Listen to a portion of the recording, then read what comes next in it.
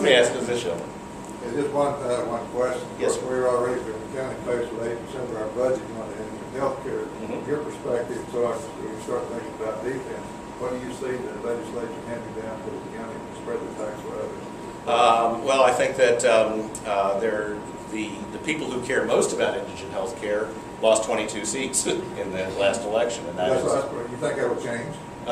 Yes, I think that they're going to offload more costs onto you, and that you're still going to have to service the same population, or even if the economy goes south and your teachers are suddenly laid off, they become indigents. They're going to be going to the emergency room instead of doing preventative care, and so I think that it's not a question of illegals or undocumented workers. It's a question of real, honest, working people who are going to be unemployed, and so your requirement for your services are going to go up, but your funding is going to go down. Yeah, I understand that part. What else do you think is going to be stacked onto that?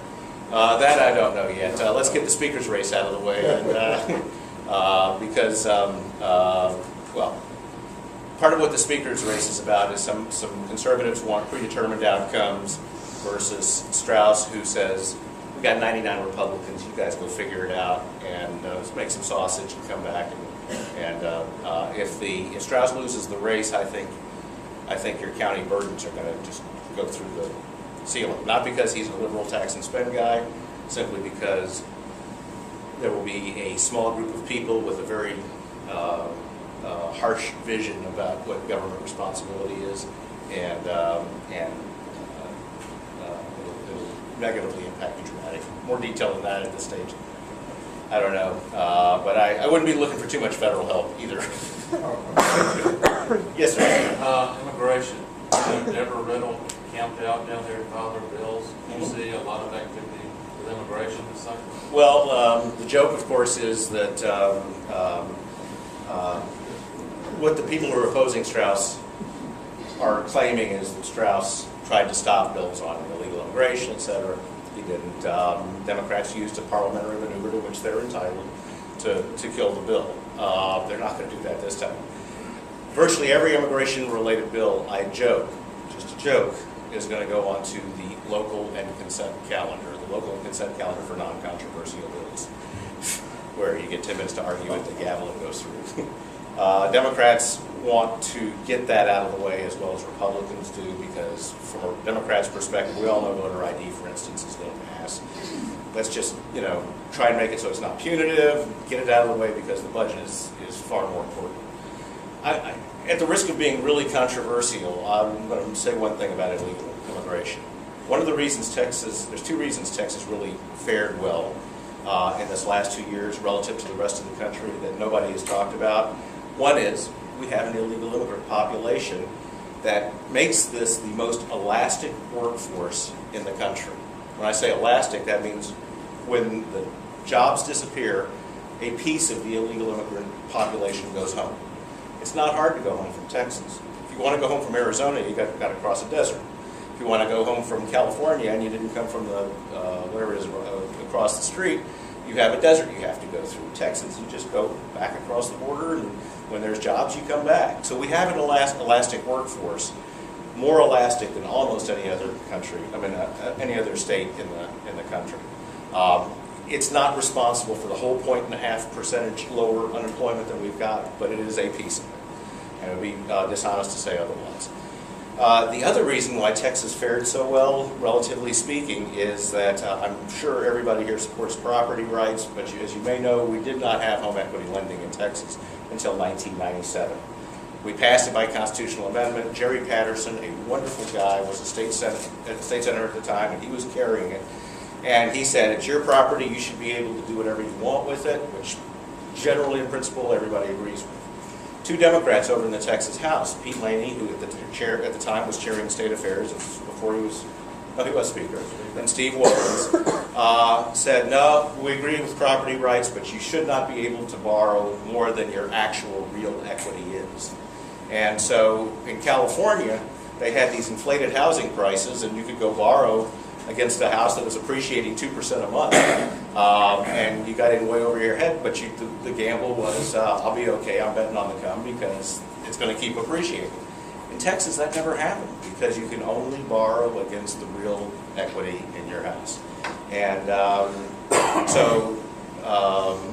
it's just two very counterintuitive things that demonstrate kind of the complexity of what the legislature deals with. One is we have an elastic workforce, despite the fact that there is some drain, obviously, on public services because of illegals. And second, not all regulation is bad. In this case, we didn't careen off into the ditch because we had some regulation that protected us from our own excesses. So that's just kind of symptomatic.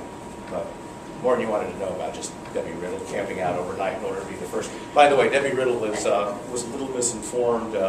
She wanted this to be her Arizona bill to be get #1 on the list. The theory is the lower the bill number, the higher priority it has. And if you're first, you get to own the bill. Typically, you're in charge of the bill.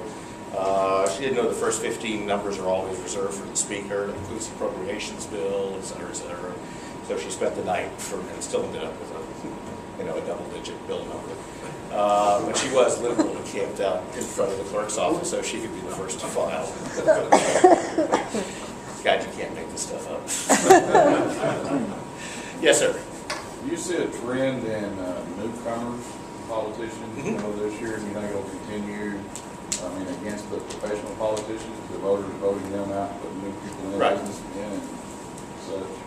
I'm sorry, what was the question? Do you see that trend occurring? No, I actually think the protest vote, well, yes, if the legislature, there's always punishment for overreaching, whether it's overreaching on the left, and this election was about a rejection of overreaching on the left, and there's always a price to pay for overreaching on the right. When the schools close out in Lubbock, those voters may throw their guy out. I don't think they will. The Tea Party movement, reform movements generally have a short lifespan. One of the reasons why the Tea Party has endured as long as it has, which is now a little over a year and 5 months. April 15th of last year was essentially the beginning of the Tea Party movement, is because they've been co-opted by the corporate dollars that they originally were railing against. Insurance money, Dick Armey's Freedom Works, which is training Tea Party candidates, is funded by insurance money, bank money, and all the very people that the Tea Party originally was a visceral reaction against. I think if unemployment drops nationally another point and a half, people are feeling good, feeling that they're better off 2 years from now than they were 2 years ago. A lot of the anger is going to come out. But I think Barack Obama lost sight of the fact that Democrats and Republicans are pretty well locked down on either side. He stopped talking to the independent voters, and we'll see. John Boehner's got it right, the soon-to-be new Speaker of Congress. He said, we blew it last time. This was not a mandate for Republicans. This was a mandate for Congress to get it right. And he is ultimately, I think, a center-right personality, not a hard-right personality. And so I think we're going to see improvements. And I think, ultimately, the Tea Party is going to diffuse, if not this next election, then the one after, just as the economy recovers. It's a natural reaction. When you have 750,000 people a month being thrown out of work, and then the only job, we all know people who worked at Dell who are having to metaphorically flip burgers now. Highly trained professionals who are doing manual labor. Of course they're angry. Of course their friends are angry. If the economy revives and they get closer to real employment, a lot of the steam is going to come out of that because the government and the economy is working for them. Right now it's not working for people. And they'll keep getting thrown out until it does start working. Well, my name is Harvey Kronberg. I am a practicing capitalist. You can find me at Quorum Reporting on News 8, and thank you for having me.